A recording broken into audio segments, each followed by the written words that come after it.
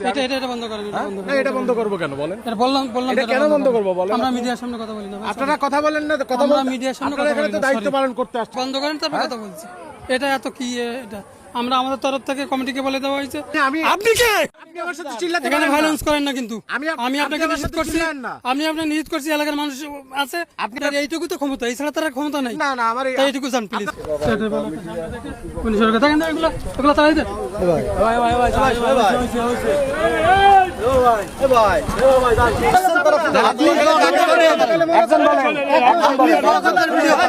আইন সবার জন্য সমান, ঠিক আছে? আইন সবার জন্য সমান।